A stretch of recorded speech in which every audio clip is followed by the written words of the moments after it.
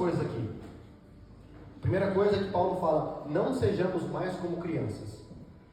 E claro que ser como criança é uma coisa muito boa. Jesus mesmo vai falar que aquele que não for como criança não pode entrar no reino dos céus. Mas Jesus fala a respeito da pureza e da inocência das crianças. Se nós não formos puros como crianças, inocentes, sem maldade como crianças, nós não podemos herdar o reino dos céus. Mas aqui Paulo fala de outro aspecto das crianças.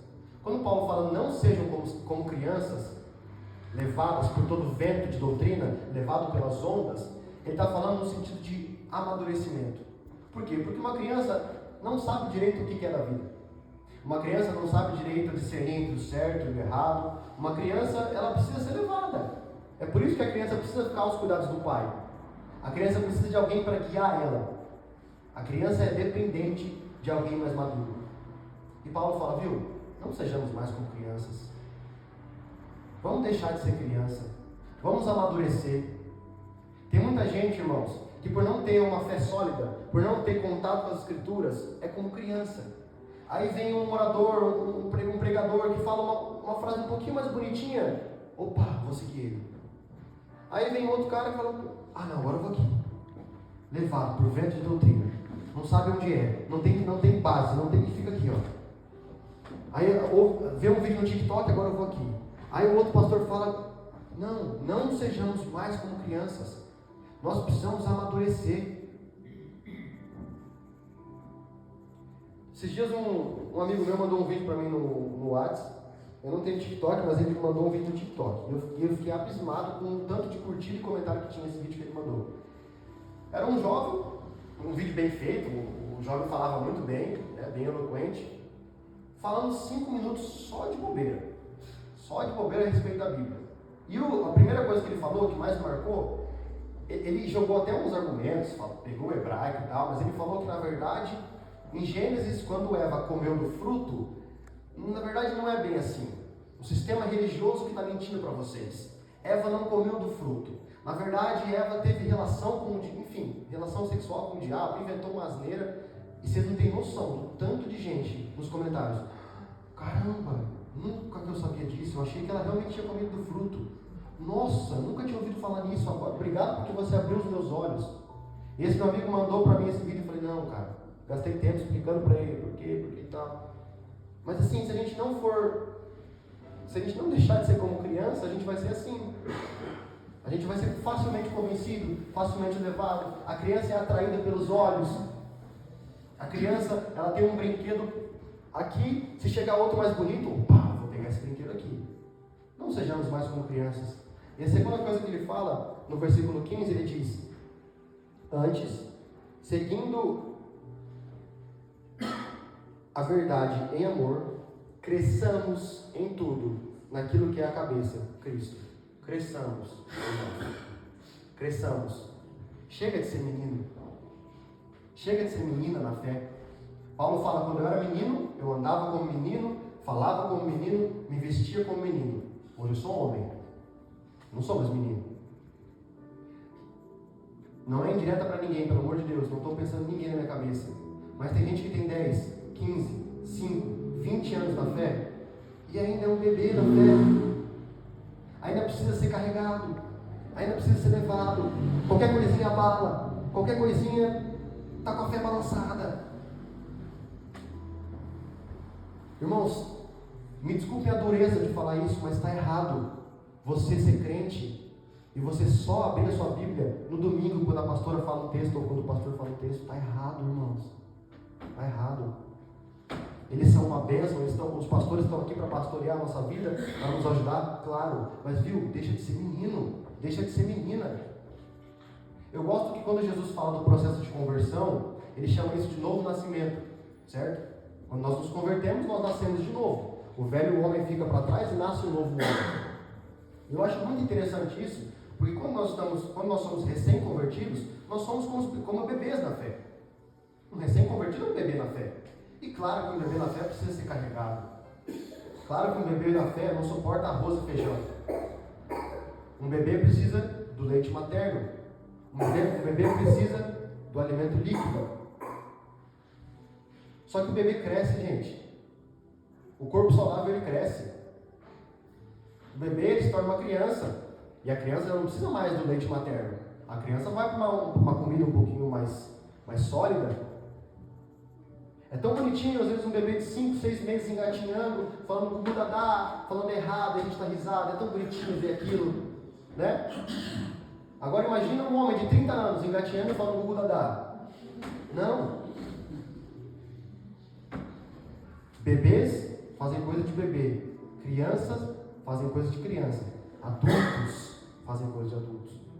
Nós precisamos amadurecer, crescer na fé. Crescer na fé, irmãos.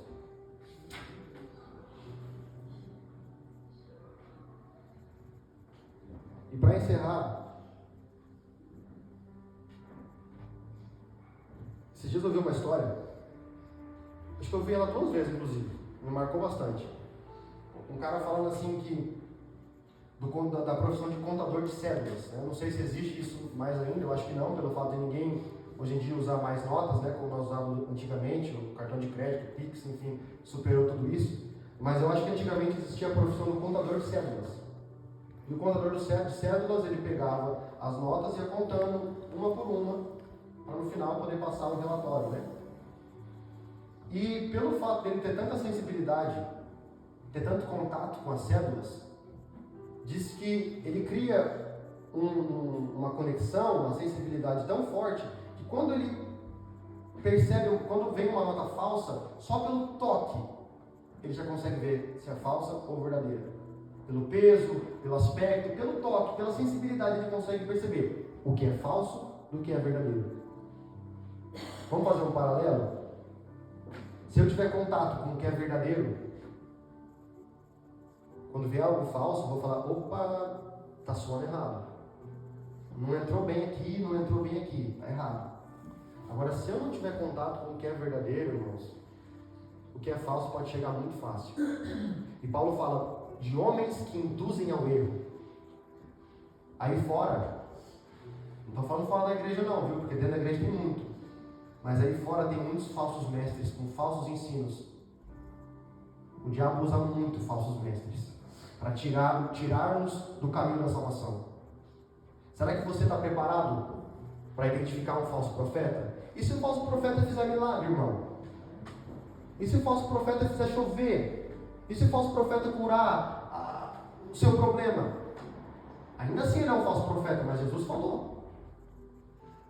Jesus falou que nos últimos dias viriam uns que falam, Senhor, em teu nome não curei enfermos, não expulsei demônios. E mesmo assim Jesus falou, apartai-vos de mim.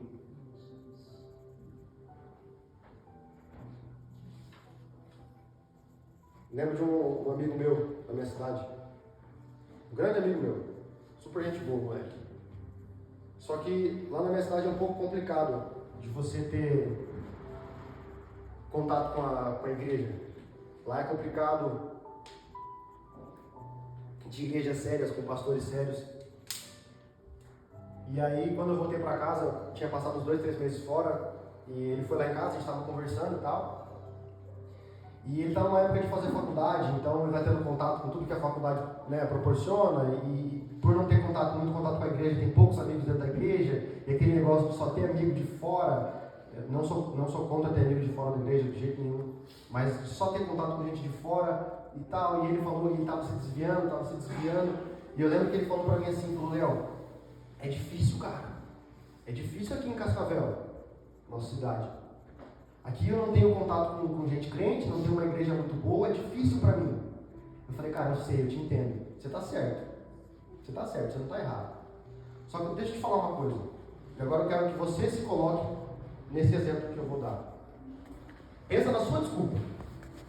Sua desculpa talvez seja falta de tempo, sua desculpa talvez seja não gosto de ler, sua desculpa talvez seja, o pastor ou a pastora não deu bola para mim. Pensa na sua desculpa. Eu falei para ele, Tyler, ninguém conhece ele, então eu posso falar o nome dele. Tyler, você está certo, eu entendo você. Só que agora se imagina que isso aqui passou. E você está diante de Jesus Cristo, no tribunal, no grande tribunal, no grande temível dia. O próprio Jesus, o santo, está ali, face a face olhando para você. Os olhos dele como fogo, brilhando. Pensa que você está ali para ser julgado. E antes de você, foi um rapaz que morava lá no Oriente Médio. E no Oriente Médio, diferente daqui, ser crente, irmão, ser cristão, você vai ser morto, ou pelo menos perseguido. E aí eu falei, e aí Tyler, você está vendo o julgamento desse cara lá no Oriente Médio. Esse cara está aqui, ele falou, Jesus, me perdoa, eu te neguei, eu sei que eu te neguei, mas é porque homens entraram na minha casa armados e falaram, ou você nega a tua fé, ou nós matamos você e toda a tua família. E era muito pesado, Jesus, eu não suportei, eu neguei o Senhor, e depois disso, como eu poderia continuar frequentando a igreja, como eu poderia continuar sendo cristão, Jesus? Foi por causa disso que eu te neguei, e depois acabei te deixando de lado, e voltei para outra religião. Enfim, pensa esse homem, com essa história. E na hora de dar a sentença, Jesus olha para ele e fala, amigo, me negou perante os homens, eu te negarei perante o Pai. Apartai-vos de mim. Aí chega você, Tyler. Aí chega eu. Aí chega você, bonitão e bonitona.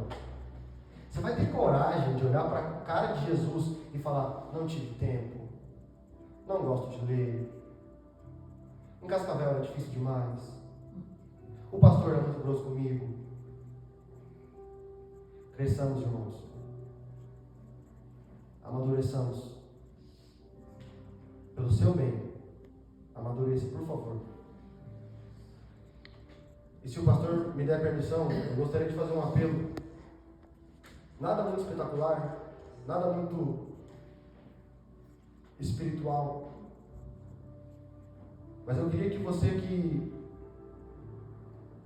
se sente um pouco apagado, eu queria que você que se sente um pouco distante do Senhor, eu queria que você que não tem contato com a Escritura, que você está se sentindo, claro que todos nós estamos em dívida com Deus, mas está se sentindo em dívida com Deus, e quer mudar, e gostaria de fazer, não que vir aqui para frente simbolize alguma coisa muito grande, mas como que um ato de compromisso com o Senhor, no sentido de Jesus, me perdoa, reconheço que estou errado, quero mudar. Eu queria te convidar para, se você quiser, com toda a liberdade do mundo, vir aqui à frente, porque eu queria fazer uma oração por todos nós, mas especificamente para quem viesse aqui.